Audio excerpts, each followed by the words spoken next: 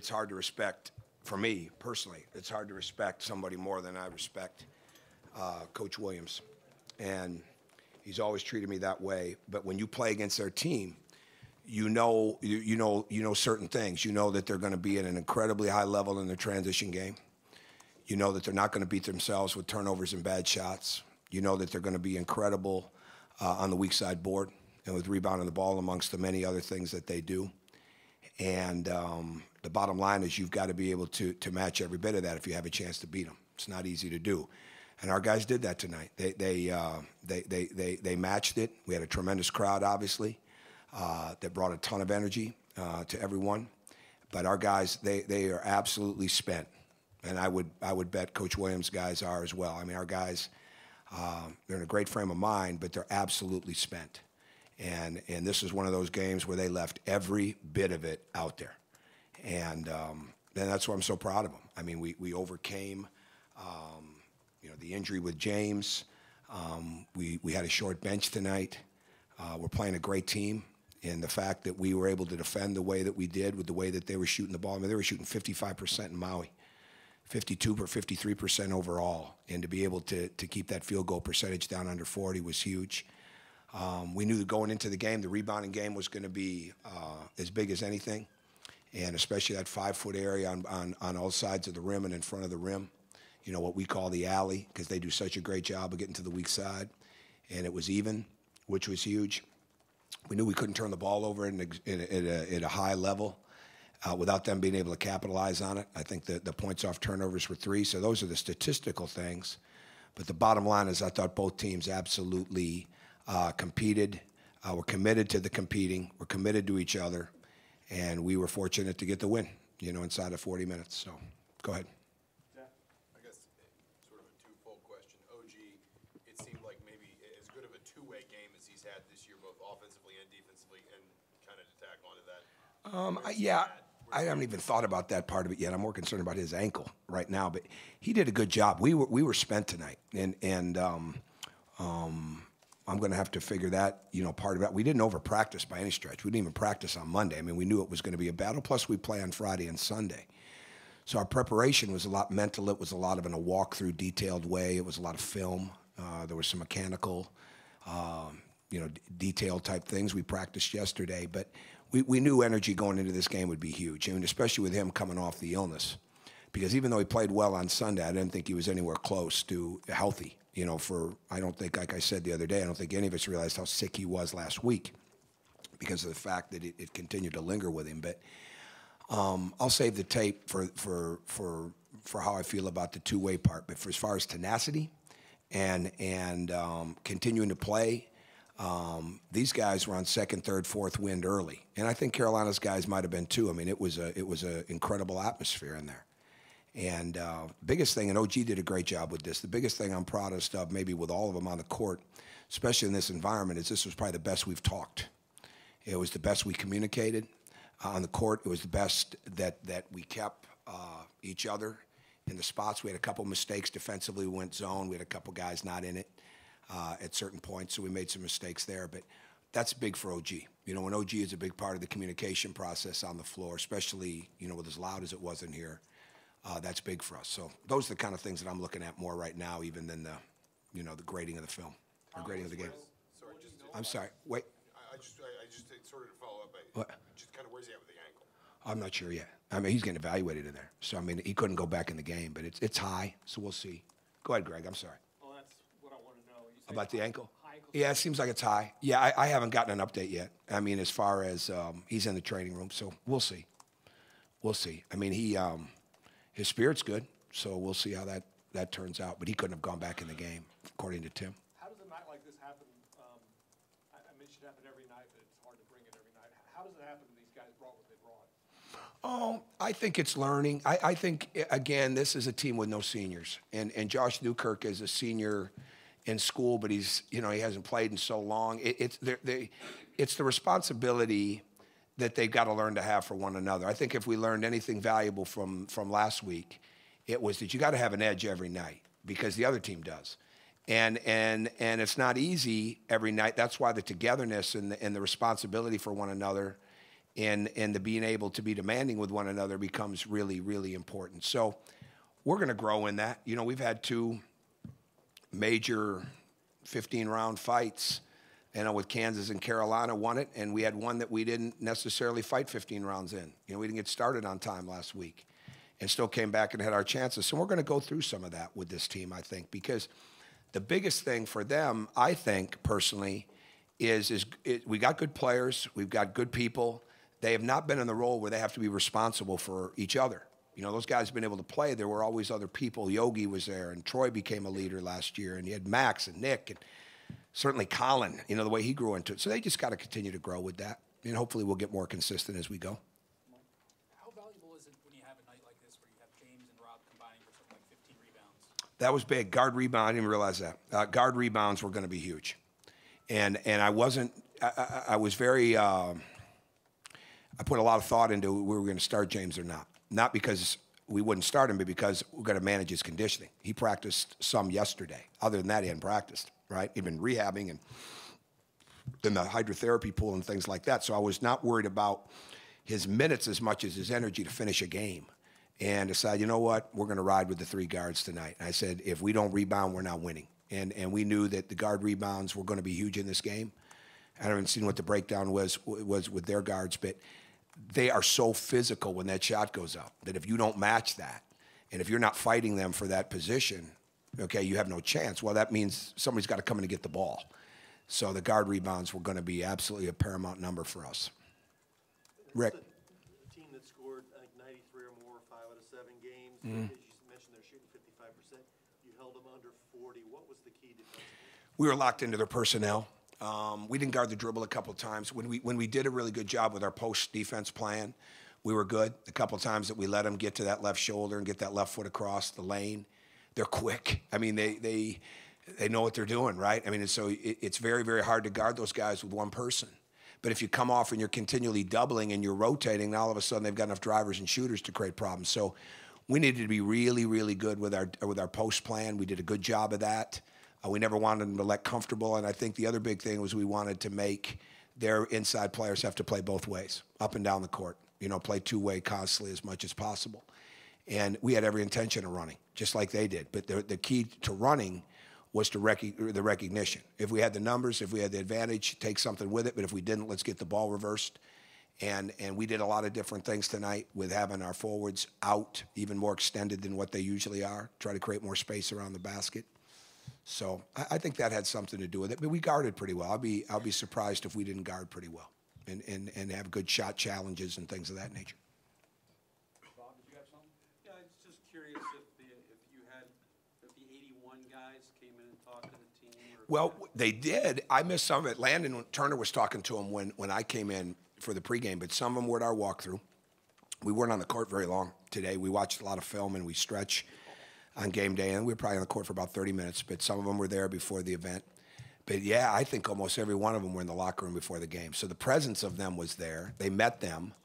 And I'm not sure who else talked, but when I walked in, Landon was speaking to him. And he's done it before, but it was big time. I mean, and we'll talk even more about it tomorrow. There was so much going on with preparation of the game, but, you know, Randy Whitman standing in there. I mean, there's so many guys, you know, and I haven't seen Isaiah yet. I'm not sure if he was in there after or not, but it's just and I want them to watch the video at some point of the halftime. We could hear it. We could hear what halftime sounded like. So we certainly were out there when Kyle Schwarber got his intro. That was kind of cool. But it was a great night all the way around, and it was great to have those players be in their presence.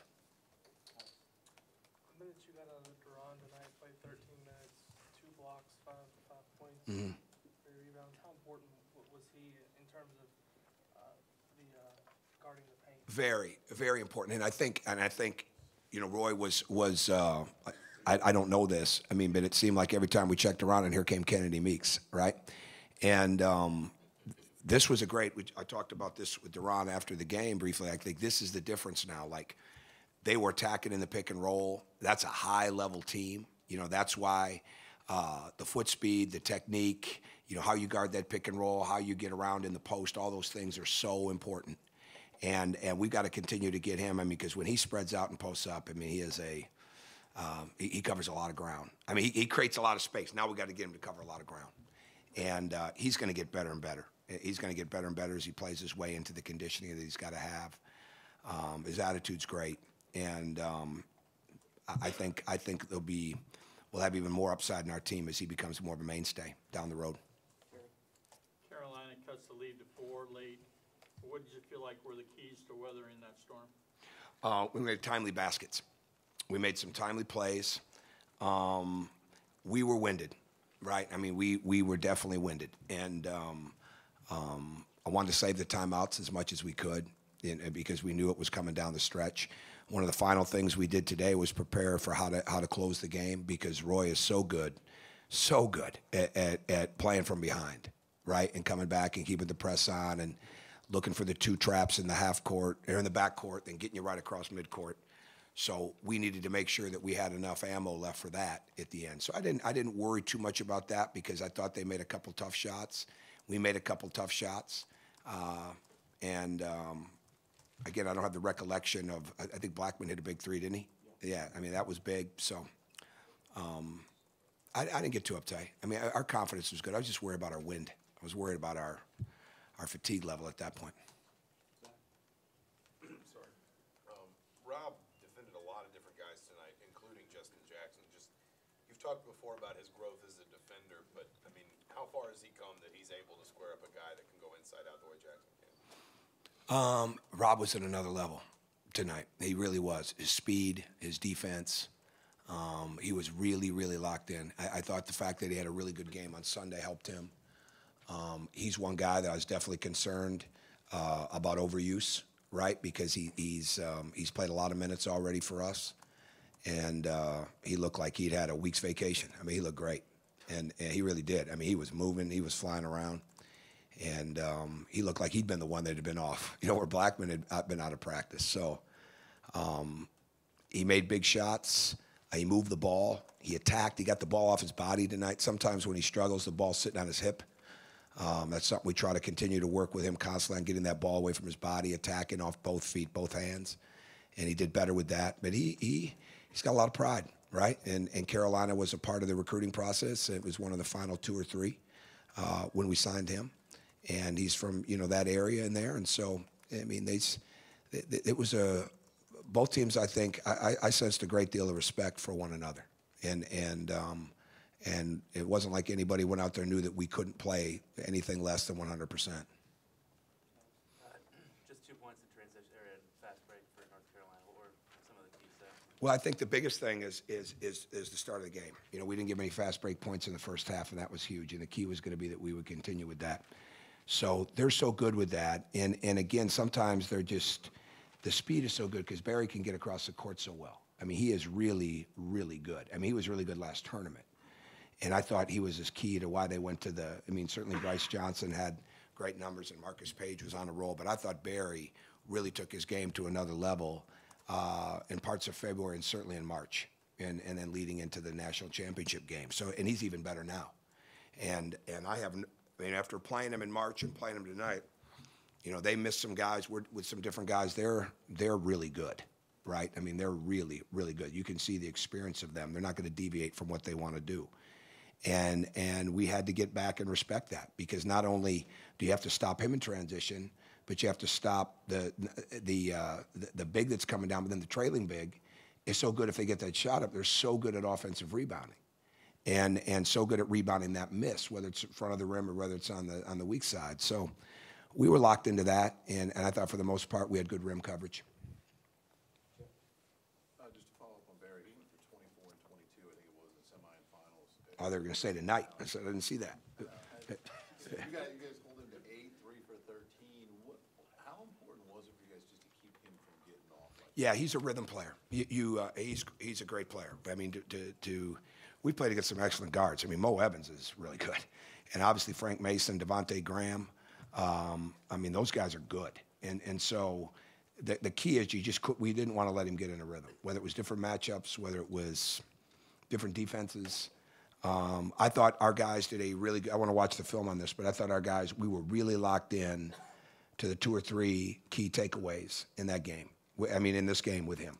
Really with the majority of the players. But But this wasn't, in a short week like this, and with as much as they do, it would not have been good for a young team to spend so much time on 30, 35 different things. We had to have a couple things locked in, all right, and which is different for us because usually we want to have an answer for everything, you know, and sometimes you have an answer for nothing when you try to do that. But we wanted to really be locked into key characteristics with their personnel, and I thought we were. And Jackson's first step is better than I even thought it was, and I thought it was the best I'd seen by anybody all year. You know, I haven't seen everybody play, but that first step is absolutely lethal, and he got us a couple times with that. So Barry, for his size, does a really good job with getting that foot turned too and getting around you, and we wanted to make sure we made that hard.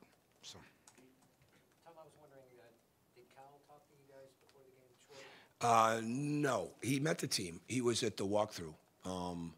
He was up in our office for a little while, and we had a lot of different people that walked through today, and so he was around for that, and they didn't come in after, but they all knew. They all knew he was here. But we got a lot of baseball coaches here right now at NFL, major leagues.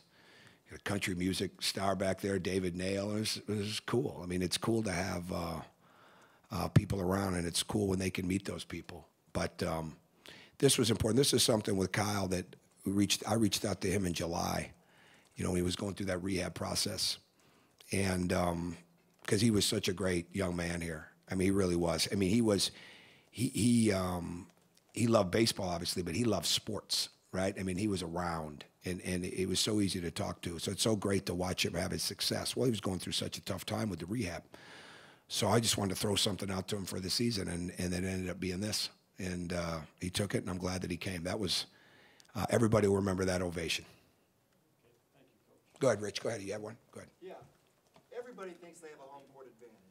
You guys have won 5 straight here against top 3 teams. What happens here in the biggest moments? Well, it's a good question. I think the energy is so high. They certainly bring a lot of confidence. But like on a night like tonight, it just never gets quiet. And you worry about that because, I mean, there were students sleeping across the street last night, right? And there were thousands and thousands of them out there this morning. And so you worry, like, I'm worried about our energy. I'm worried about their energy, right? Are they going to have enough energy?